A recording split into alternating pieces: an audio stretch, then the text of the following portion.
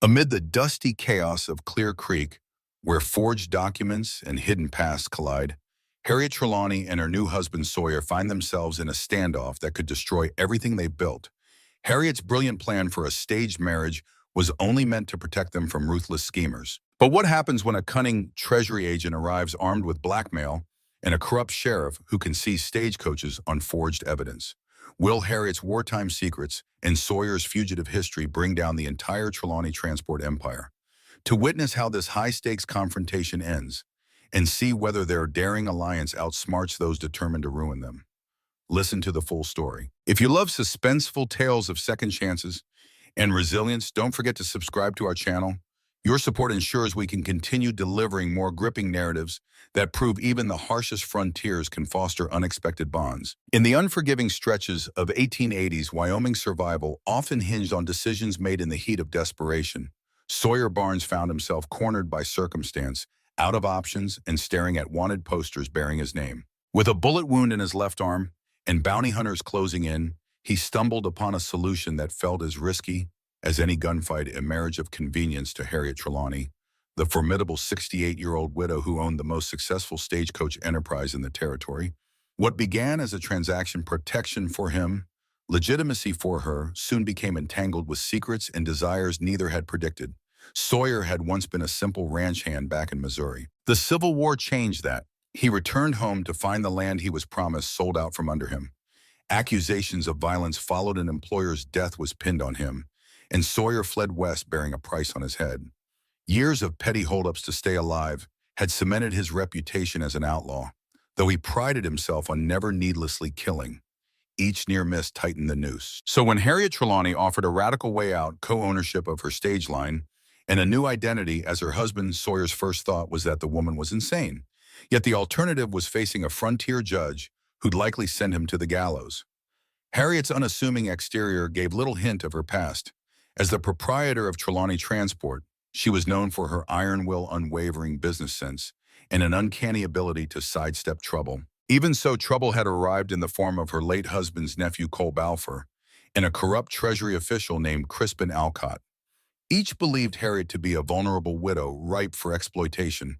Harriet, however, possessed a cunning that made even seasoned lawmen think twice before questioning her. She proposed a secret arrangement to Sawyer. He would pose as her spouse to dissuade Balfour and Alcott from seizing control of the stage line, and in return, Harriet would shield him from the law.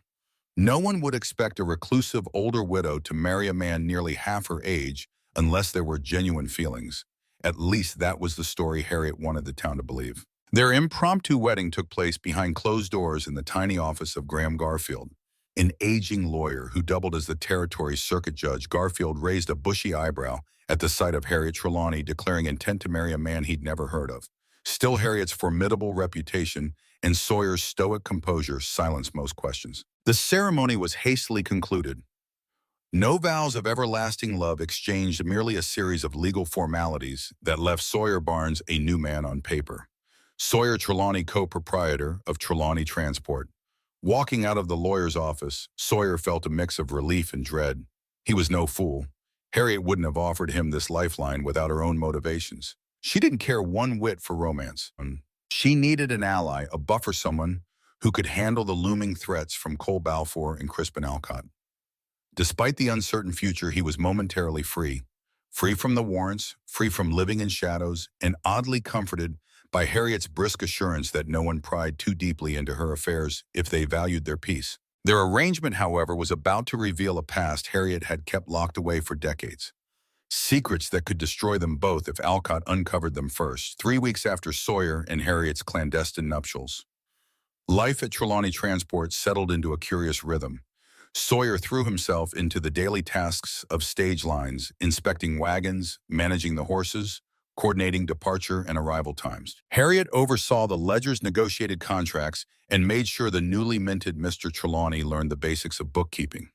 Although word of their swift union stirred gossip in the nearby settlement of Clear Creek, nobody dared voice their suspicions too loudly. Harriet Trelawney had built her business from humble beginnings into the territory's largest stage line, forging alliances with local ranchers and a handful of straight-shooting county officials. The hush that surrounded Harriet's private affairs was as good as law in these parts. Yet something unsettled Sawyer as he settled into Harriet's home, a sprawling ranch house built by her late husband, Ward Trelawney, more than 20 years prior. Harriet insisted he occupy a separate bedroom on the second floor, under the pretext that they did not wish to shock the local sensibilities. In truth, Harriet's stance on physical distance mirrored the emotional gulf she maintained. She was friendly enough during the day, quick to correct him when he needed instruction, and gracious whenever he proved resourceful. But at night, she locked her study door, sat for hours with old papers and diaries, and allowed no one inside. Sawyer tried not to pry.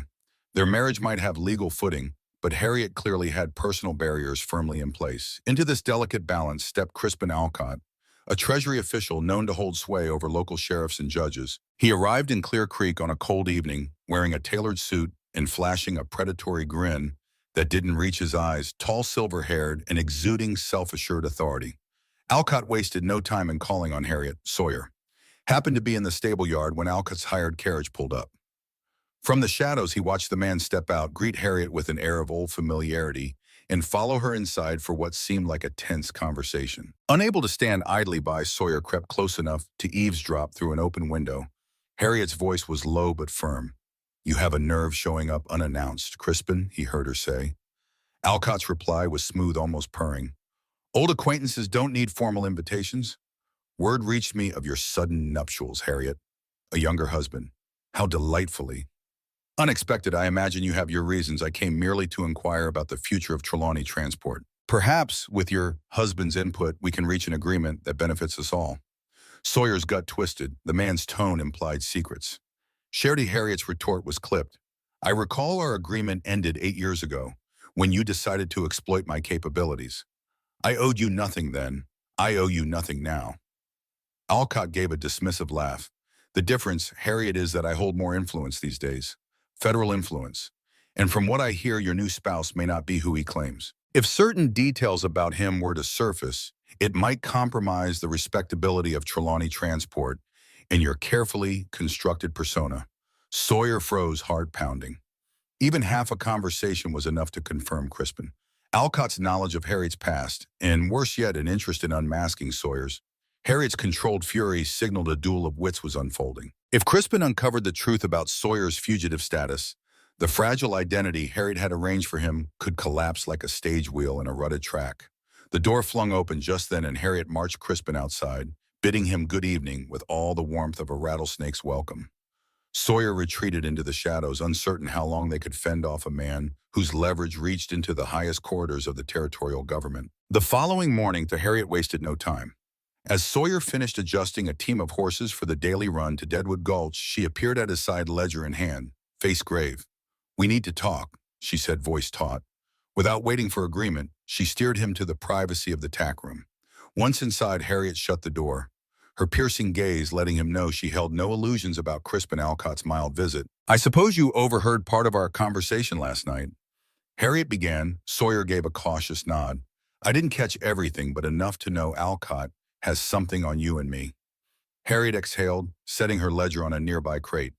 She looked older in that moment, the lines on her face etched by memories of a life lived in secrets and half-truths. "Crispin and I crossed paths during the war. I was involved in certain forgeries that helped secure government contracts for the Union. He was a young Treasury officer with bigger ambitions. Together, we navigated a gray area between patriotism and opportunism." Sawyer's brows rose, unable to mask his surprise. "Harriet Trelawney, a forger." She eyed him coolly as though daring him to judge. "We parted ways when Crispin realized I intended to walk away from illicit dealings. I never put a bullet in his back or turned him in, but that courtesy apparently meant little. A few documents survived that tie me to questionable activities. Crispin's used them for blackmail for years, small sums here and there to keep his fortunes growing. And now he wants your stage line," Sawyer ventured. Harriet nodded. "Trelawney Transport stands on the cusp of expanding routes throughout Wyoming, Montana, and the Dakotas, with rail connections looming. Crispin likely sees a chance to fold my enterprise under his influence, maybe spin it into some larger shipping monopoly. His brand of corruption requires a legitimate facade, and my stage line fits the bill. If he can't charm me into partnering, he'll try intimidation." Sawyer ran a hand through his hair, remembering Crispin's veiled threat about the authenticity of Harriet's new husband. "Where does Cole Balfour fit in?" he asked, recalling Harriet's mention of her late husband's nephew. A flicker of annoyance crossed Harriet's features. Cole's a separate matter. He believes he's entitled to half of Trelawney Transport by birthright, even though Ward never left him a cent in the will. He's tried forging claims, bribing local officials, and stirring up trouble. Crispin might be prodding him behind the scenes, fueling his illusions of grandeur. Sawyer mulled over the complicated puzzle. Harriet had woven a tapestry of legitimate business on top of quicksand, a precarious foundation of hidden pasts and blackmailers. Their bogus marriage was merely one patch in a precarious quilt. So what's the plan?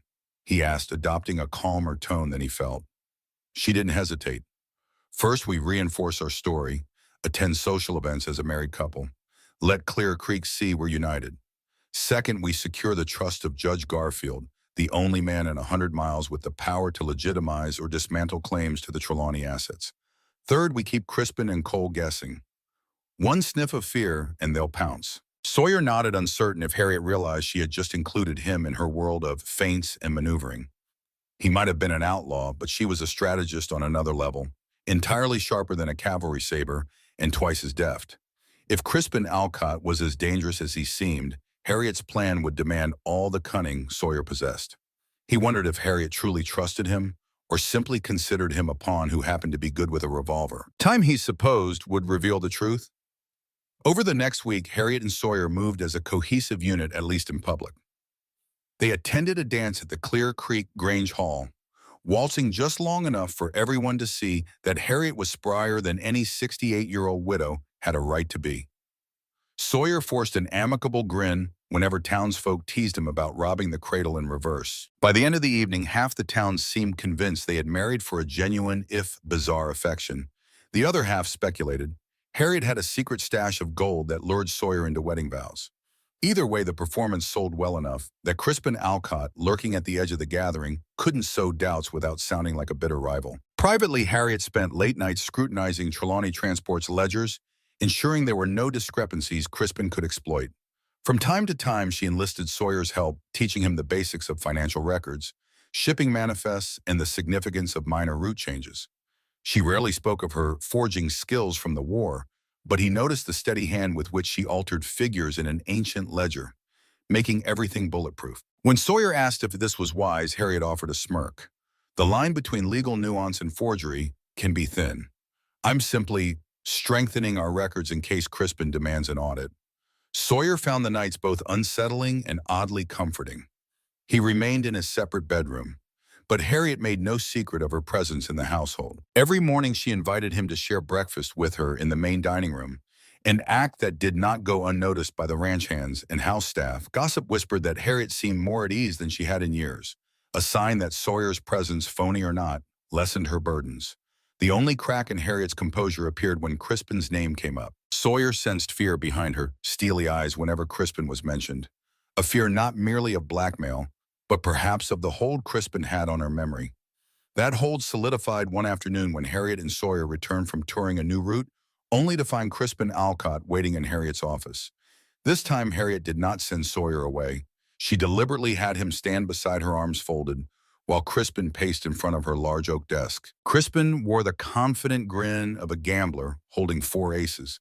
I wanted to extend a business proposition. He began, addressing Harriet, but flicking a sidelong glance at Sawyer. You see, I have the ear of certain Washington officials who are deeply interested in stage lines that could facilitate mail delivery into newly opened territories. There's a fortune in it if Trelawney Transport aligns with the right people. Harriet betrayed no emotion. You already know, I prefer to keep Trelawney independent. Government mail contracts, yes. But aligning with your brand of politics, no? Crispin clicked his tongue. Harriet. If only your new husband weren't so naive, perhaps he'd convince you that partnership with me is the pragmatic choice. Unless, of course, you're afraid of certain revelations about your past and his. Sawyer's fist clenched at the threat, but Harriet laid a hand on his wrist, stilling him. She faced Crispin with a cool indifference. You cannot blackmail me with the same weapon forever. I could just as easily reveal your involvement in counterfeit war bonds. Let's see how the authorities feel about a Treasury official who padded his pockets on both sides of the conflict. Crispin took a measured step forward, his grin turning predatory. You think they'll believe you, Harriet? An aging widow who once specialized in forging documents.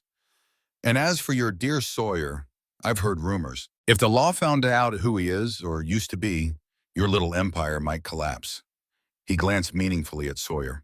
Then again, I'm open to negotiation if a certain spouse is interested in a more lucrative alliance. In that tense moment, Sawyer realized Crispin Alcott's arrogance came from more than knowledge. He had resources, allies, and perhaps half the law in his pocket. Harriet held her ground. I suggest you leave, she said evenly, before I send for this judge and we discuss these allegations under oath. Crispin twitched momentarily, unsure if Harriet was bluffing. Then he turned, walked out with feigned composure, and left the door ajar behind him.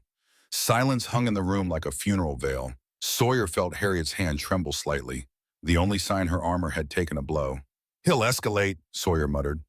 Harriet nodded, withdrawing her hand, and so must we. That evening, Harriet summoned Judge Graham Garfield to the Trelawney Ranch house for a private dinner.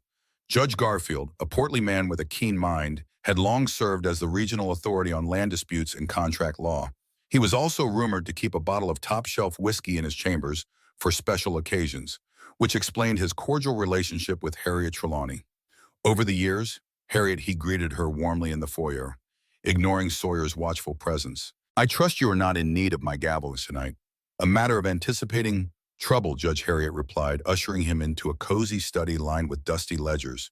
She poured him a modest portion of brandy as Sawyer and Harriet joined him around an antique table. Harriet began by outlining the potential threat, Crispin Alcott's blackmail, Cole Balfour's claims, and the precarious foundation on which Trelawney Transport's ownership rested. Garfield listened intently. You've built your fortune legitimately in these last decades, Harriet, he said. But if Alcott drags up your wartime forgeries, you might face inquiries.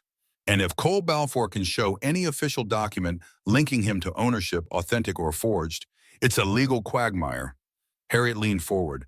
That's why we need you to certify new documentation, reinforcing my ownership in Sawyer's partnership. If Crispin or Cole tries to sabotage us, we'll have bulletproof records. She paused, glancing at Sawyer, and I also decided it's time you heard the unvarnished truth. My husband may have come from a troubled past, but he's turned over a new leaf. Judge Garfield raised one eyebrow. Troubled past, you speak as though he's on the verge of turning himself in. Sawyer cleared his throat, bracing himself for Harriet to reveal his outlaw background. Instead, she cleverly pivoted. No need for confessions, Judge. Just that if Crispin attempts to smear Sawyer's reputation, we want you pre-informed that any allegations might be politically motivated. Garfield mulled this over. I can strengthen your legal standing, Harriet, but Crispin Alcott's influence reaches the federal courts. If he calls in bigger guns, state-level certifications might be overruled. Are you prepared for a larger fight? Harriet's eyes hardened. I didn't claw my way to the top of this business to surrender at the first sign of federal meddling. Trelawney Transport is vital to half the settlements in this territory. I have allies, Garfield, and so does Sawyer. Sawyer said little, but Harriet's unwavering confidence spurred his resolve. She wouldn't be doing this if she didn't trust him. At least to some degree, watching Harriet manipulate the legal labyrinth, while Garfield weighed every angle, underscored her talent for survival. Crispin Alcott might have blackmail and rank on his side, but Harriet owned the hearts of local ranchers, the loyalty of her employees, and an ironclad refusal to cave in. By night's end, Judge Garfield agreed to set up an official hearing. The plan: Harriet and Sawyer would present updated documents reaffirming Trelawney Transport's ownership structure, and Garfield would formally register them with the territorial archives. It's not a perfect shield, Garfield cautioned, but it's a start. Harriet offered him a tight, grateful smile. It'll have to be. Thank you, Graham. Meanwhile, Sawyer watched Harriet's eyes flicker with determination. A new line had been drawn in the sand, and Crispin Alcott was unlikely to back down days later. Sawyer strode into the bustling stage depot in Clear Creek, the local hub for Trelawney Transport. Drivers yelled instructions, horses stamped impatiently, and the wheels of heavy coaches rattled across the yard. Even though the marriage was staged, Sawyer found unexpected satisfaction in the sense of purpose Harriet's business gave him. He oversaw the loading of mail bags, ensured passenger manifests, matched Harriet's ledgers, and double-checked every detail. With a surprising thoroughness, habits he had refined during his years on the run, always scanning for the smallest miscalculation that could blow his cover. As Sawyer posted fresh timetables for the newly opened route to Stone Pass, a horseman galloped into the yard, his face ashen with alarm. Where is Mrs. Trelawney? The man demanded, dismounting hurriedly. I've news from the Northern Crossing. 3 coaches have been seized by a man claiming their unpaid debts. Sawyer's heartbeat lurched. That can't be legal. Trelawney Transport owes no debts. The rider pulled a set of documents from his saddlebag. They claim Harriet's late husband took out a massive loan before his death, the local sheriff's backing them up. Even without reading the fine print, Sawyer suspected Cole Balfour's hand in it, or Crispin Alcott's. Possibly both. Sawyer wasted no time. He gathered 6 experienced drivers and Harriet's longtime guard, Niles Bowman, a rifleman known for his steady aim. Within an hour, they were charging north on horseback, ready to confront whoever had stolen Trelawney stagecoaches. Along the way, Sawyer mentally braced for the possibility of violence. The old him-a-wanted gunslinger could handle that. But Harriet had changed him more than he realized. He was no longer eager to end every threat with a bullet. They found the stolen stagecoaches at a ramshackle way station near a dried creek bed guarded by a handful of gunmen. A gray-bearded sheriff stood reading from official-looking documents, while the alleged creditor, a smugly satisfied man in a too-expensive suit, supervised. That's Victor Caldwell, Cole's cousin, Bowman muttered, spitting in disgust. Balfour must have roped him in. Sawyer dismounted and approached calmly, hands raised to show no immediate threat. I'm Sawyer Trelawney, co-owner of these coaches, he announced. You have no right to seize them. The sheriff shoved the papers at Sawyer's chest, sneering, they're on loan for unpaid debts. Signatures check out. If you have a complaint, take it to Judge Garfield. Sawyer glanced over the documents, noting Harriet's late husband's name, spelled incorrectly in one place, and a county watermark that hadn't existed until several years after Ward's death. A forged set of paperwork, no doubt. Crispin's handiwork. These are fakes, he declared, stepping forward. The sheriff tried to step in, but Bowman and the drivers formed a line, hands drifting toward holsters, with tension crackling in the air. Sawyer snapped, if you push this, you'll be complicit in grand theft. Judge Garfield will see that you lose your badge. Behind the sheriff, Victor Caldwell looked nervous, clearly not anticipating confrontation. He gestured for the gunmen to stand down. Let's not be hasty, he stammered, sweat beading on his brow. I'm simply here to settle a debt. Sawyer sniffed, fed up with half-baked intimidation tactics. Return the coaches tonight. If your claim has merit, bring it to Garfield's hearing next week. Otherwise, you're a band of thieves with a piece of worthless paper. The sheriff puffed up. You're out of line, Trelawney. I'm the law in these parts. Sawyer's eyes narrowed, recalling Harriet's instructions not to shed blood if he could avoid it. Then do your job lawfully, he said, forcing his voice to remain level. Or watch me take these coaches back by force. An uneasy silence followed. Finally, Caldwell relented. He signaled his men to stand down. The sheriff stuffed the bogus papers away, no doubt thinking of the consequences of forging documents before a territorial judge. That night, Sawyer and his men drove the retrieved coaches home under the moonlight. The confrontation ended without a single shot fired.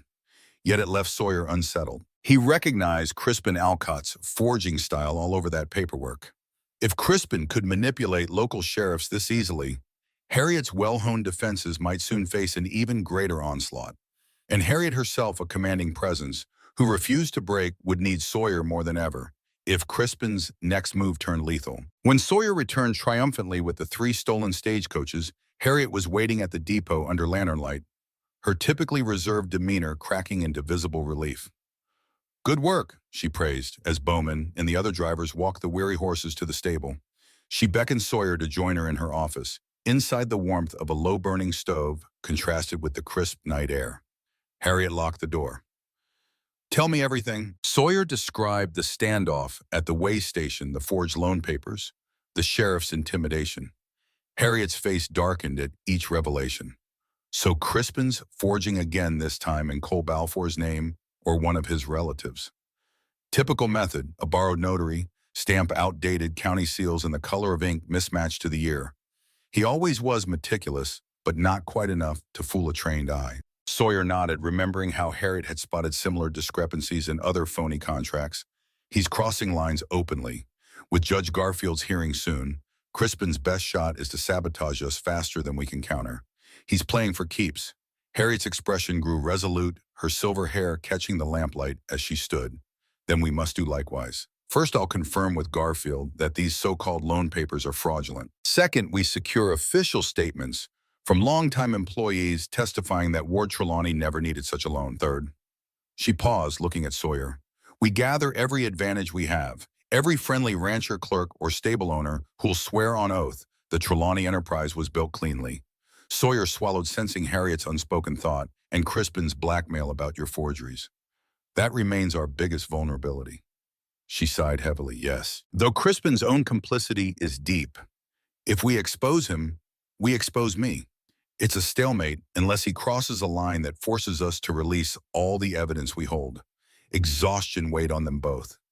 Harriet sank into her chair, massaging her temples. Sawyer touched her shoulder gently, a gesture he wasn't sure she'd accept. To his surprise, she did not pull away. We've been maneuvering defensively, he said. What if we took the initiative?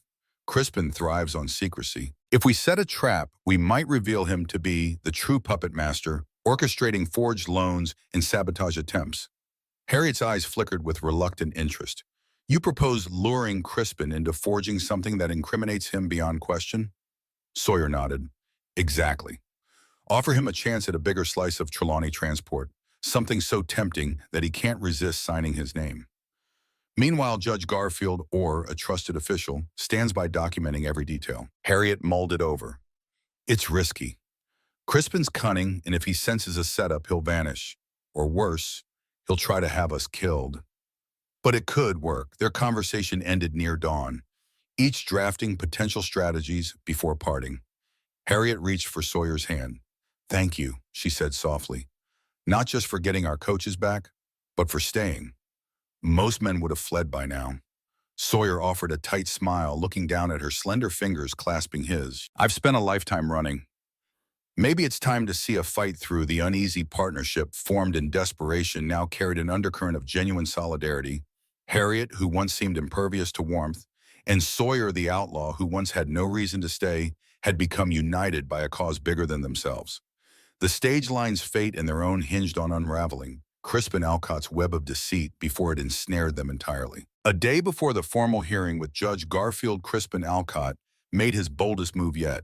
While Harriet and Sawyer oversaw a hectic morning at the Clear Creek Depot, a flurry of alarmed riders brought news from three directions. Trelawney transport wagons had been vandalized, shipments stolen, and at one northern outpost, a foreman was assaulted by unknown men. With each fresh dispatch, Harriet's composure stiffened. Sawyer read the pattern immediately. He's creating chaos to stretch us thin. By tomorrow's hearing, we'll be too scattered to mount a proper defense. Then we need to consolidate, Harriet countered. She directed staff to lock down crucial assets in the depot and gather drivers who could testify at Garfield's hearing. She and Sawyer quickly left for the Trelawney ranch house to retrieve crucial ledgers and documents they'd prepared as evidence of rightful ownership.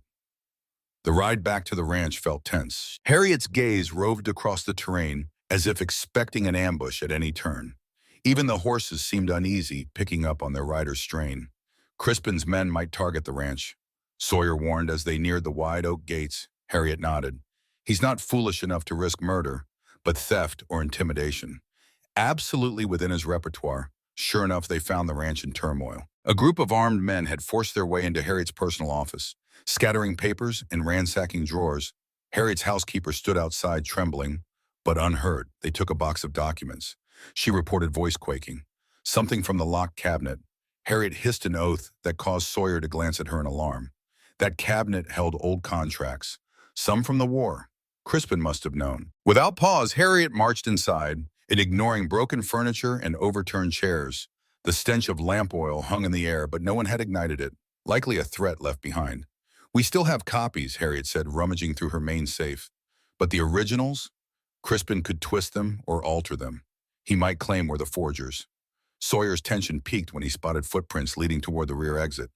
They can't have gone far, he said. Grabbing a rifle from the hallway rack, he ran out into the yard. Harriet followed, determined to recover whatever Crispin's thugs had stolen. It didn't take long to pick up the trail. Hoof prints led through a side gate and into the rocky hills behind the ranch. Accompanied by two loyal ranch hands, Harriet and Sawyer gave chase.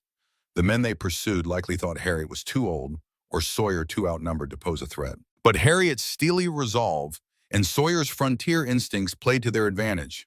Within half an hour, they caught sight of the culprits. 3 riders carrying saddlebags that bulged with stolen documents. The confrontation happened in a narrow pass. Sawyer galloped ahead, cutting off escape while Harriet hung back. Rifle braced across the saddle. "Drop the bags and leave," Sawyer called. "This is your only warning." One of the men shouted an obscenity and drew his pistol. The crack of Harriet's rifle echoed against the canyon walls, and a bullet splintered rock just inches from the rider's face. He wavered, paled, then dropped his gun. The other two followed suit, flinging saddlebags to the ground. Harriet advanced calmly, her ranch hands securing the men's weapons. She dismounted, retrieving the documents in the stolen bags. One quick glance confirmed her fears. Crispin had specifically targeted the older war-era papers, possibly to reforge or weaponize them in the upcoming hearing. "You can tell Alcott," Harriet said to the men, voice ice cold, "that if he wants a war, we'll give him one." Sawyer signaled their ranch hands to escort the thieves back to Clear Creek's small jail. By the time Harriet and Sawyer returned to the ranch, dusk was settling, painting the sky in hues of purple and gold. In the dim light, Harriet flipped through the stolen documents. "He's determined to expose me as a wartime forger or paint you as a wanted criminal. If we don't defeat him in tomorrow's hearing, Trelawney Transport and our reputations could be finished." Sawyer squeezed Harriet's shoulder gently. "We'll show up with proof. Let Crispin brandish his forgeries. Garfield will see through them, especially if we highlight Crispin's pattern of forging faked contracts and debts." Harriet managed a tight nod, forcibly optimistic. But as she looked around at the wreckage in her office, the question loomed, could Crispin's cunning outpace even her well-laid plans? Morning dawned on the day of the hearing, and Clear Creek bustled like never before. Townsfolk crowded around the modest courthouse, hoping to witness the spectacle of Trelawney Transport's fate. Harriet and Sawyer arrived by stagecoach, an act of showmanship that subtly reminded everyone of her domain. Dressed in her best dark blue traveling coat, Harriet climbed the courthouse steps with measured dignity, Sawyer matching her stride. Despite Harriet's steady poise, Sawyer saw the faint tension around her eyes. Inside, Judge Graham Garfield presided at a long wooden table in a makeshift courtroom. Across from Harriet and Sawyer sat Cole Balfour, looking every bit the opportunist in a polished suit, and Crispin Alcott, whose haughty expression conveyed complete confidence. Flanking Crispin were a pair of men Sawyer recognized as the ones who had forged the loan documents before they wore pinned deputy badges from another county, likely courtesy of Crispin's federal strings. Judge Garfield wasted no time. "We're here to address two issues: the authenticity of certain loan claims against Trelawney Transport and any counter-allegations of forgery or blackmail." "Let's proceed." One by one, Harriet's drivers and employees testified about Ward Trelawney's final years, stating he had no reason to take loans of any sort. The brand inspector from 2 counties over confirmed Harriet's route expansions had been self-funded. All testimonies pointed to Trelawney Transport being free of debt. Next, Crispin rose, brandishing the so-called loan documents. "These signatures, Your Honor, prove Ward Trelawney took a substantial loan from Cole Balfour's family." "The notary stamps, if you examine them," Harriet interrupted coolly. "We will, and we'll find they're from a year, Ward. Trelawney was bedridden in a different state entirely. He couldn't have signed anything. Not to mention the clerk of records never used that style of stamp until 2 years later." "Need I continue?" Garfield glanced at the papers through his spectacles, turning them over slowly. A flicker of recognition crossed his features, likely seeing the same discrepancies Harriet had identified. Crispin pressed on. "The real matter, Your Honor, is not whether a single loan was forged, but whether Harriet Trelawney and her supposed husband are credible at all. Records indicate Harriet was once associated with counterfeiting. Her skill in forging papers is legendary among certain circles." A murmur rippled through the courtroom. Harriet remained stony, but Sawyer felt the crowd shift. Crispin was playing his trump card, painting Harriet as a criminal while also implying Sawyer was part of that underhanded world. Crispin's tone sharpened. "If Harriet's made a fortune out of forging wartime documents, how can we trust any contract she presents? And this new husband, who is he really? Rumors say he arrived in Wyoming with a bullet wound, drifting from place to place. Perhaps he's her accomplice in deception." Judge Garfield rapped at the table. "We'll maintain order here, Mrs. Trelawney. Do you wish to respond?" Harriet stood gracefully, hands folded. "Yes, Your Honor. Crispin's claim is partially true. I did many years ago produce certain documents for the Union cause, but Crispin Alcott was complicit in that same endeavor." She drew out a battered folder. "Here are records of Crispin's requests for forged currency plates and false shipping manifest requests he signed off on. I never used these to blackmail him, but if he wants to drag me down, I'll reveal his involvement in full." The hush in the room was electric. Crispin's smug grin faltered. These so-called records could be forgeries themselves, he countered. Harriet nodded, possibly, but consider that Crispin's name appears in multiple government correspondences all matching the same signature. We can summon experts to verify. Are you sure you want that scrutiny? Crispin stiffened, flicking a glance at Cole Balfour, who began sweating profusely. Judge Garfield cleared his throat, mind-churning. If that's the path we take, Mr. Alcott, you may find yourself facing the same criminal charges you want Harriet Trelawney to face.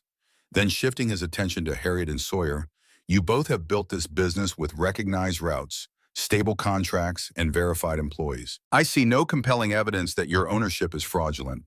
As for any rumors about Mr. Trelawney's past, the court will consider them only if charges are formally filed. Crispin tried to interject, but the judge didn't allow it. Garfield banged his gavel. Until proven otherwise, Harriet Trelawney remains rightful owner of Trelawney Transport. Cole Balfour's claims are dismissed as based on forged documentation. Should the federal courts wish to investigate Crispin Alcott's allegations, they can do so under oath, but I'll be forwarding Harriet's counter evidence as well, with a final rap of the gavel. Garfield adjourned the hearing. Harriet exhaled a breath she seemed to have held for days, and Sawyer felt an odd sense of triumph and relief.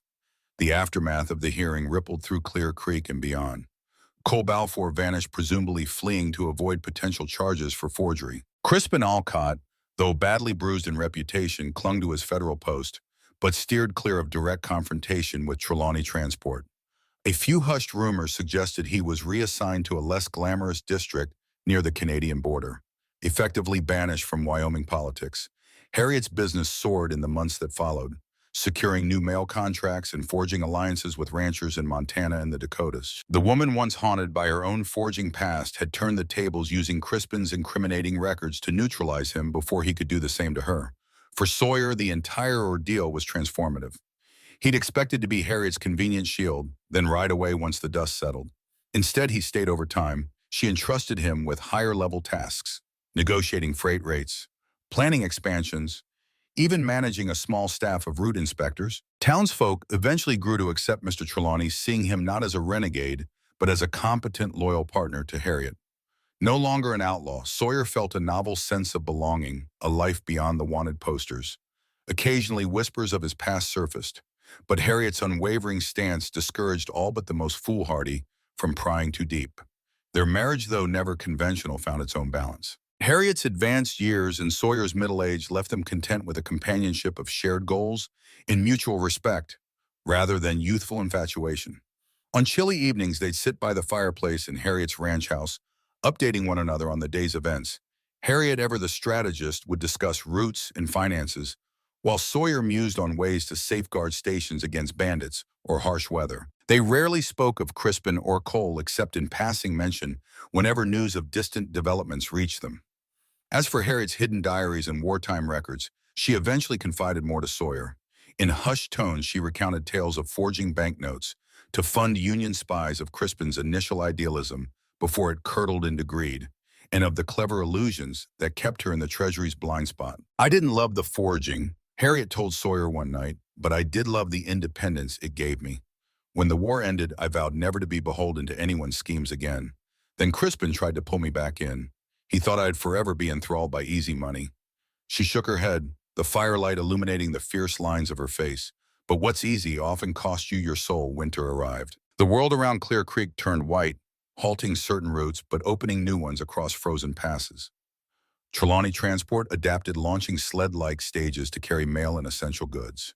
Harriet and Sawyer held an annual gathering in the ranch's large dining hall, inviting station masters, drivers, stable hands, and local traders, a tradition Harriet said her late husband had started but never fully realized. This time she hosted it with new confidence, greeting each attendee with the assurance of someone who had navigated personal storms and emerged stronger. On the final night of the celebration, after the guests departed, Harriet and Sawyer stood outside gazing at the crisp stars in the Wyoming sky. Harriet's breath steamed in the cold air. "I've lived a long life," she said, "longer than I thought possible, considering the secrets I carried. I can't thank you enough for stepping into that office years ago and agreeing to marry an aging widow with more enemies than friends." Sawyer reached for her gloved hand. It felt surprisingly steady, not frail. "I could say the same. If you hadn't given me a new identity, I might have died in a ditch or swung from a rope. We made our stand together. Harriet's lips curved in a subtle smile. Indeed, we did. Partnerships born out of necessity can sometimes flourish more than any fairy tale romance. She angled her head toward the ranch house, its windows glowing warmly. People think they want a sweeping love story. But for me, building something real, an empire of stage lines, livelihoods for dozens of families, and trust between two battered souls, has been far more powerful than any fleeting passion. Sawyer lifted his gaze to the night sky, thinking of the countless roads he'd traveled then as a fugitive.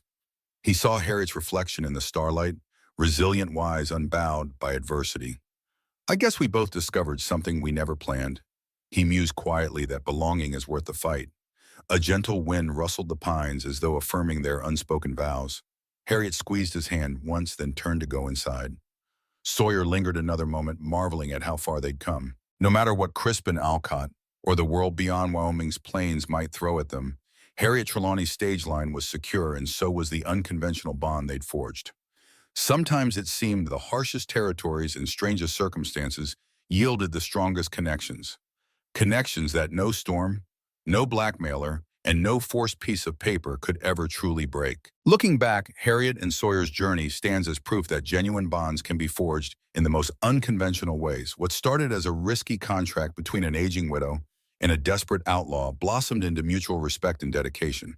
Through every trial, be it hidden identities, forged papers, or looming threats they discovered, they were stronger when working side by side. They didn't just defend Trelawney Transport. They helped local communities thrive by connecting them to distant frontiers. I believe we can all learn from Harriet. In Sawyer's unwavering spirit, real trust is earned through loyalty, honesty, and actions taken in another's defense. Their story reminds us that second chances and redemption can inspire greatness. What do you think about their remarkable alliance or the power of an unbreakable partnership? Share your thoughts in the comments, and let's keep this discussion alive. If you haven't already, subscribed to our channel for more exciting tales of adventure, resilience, and hope.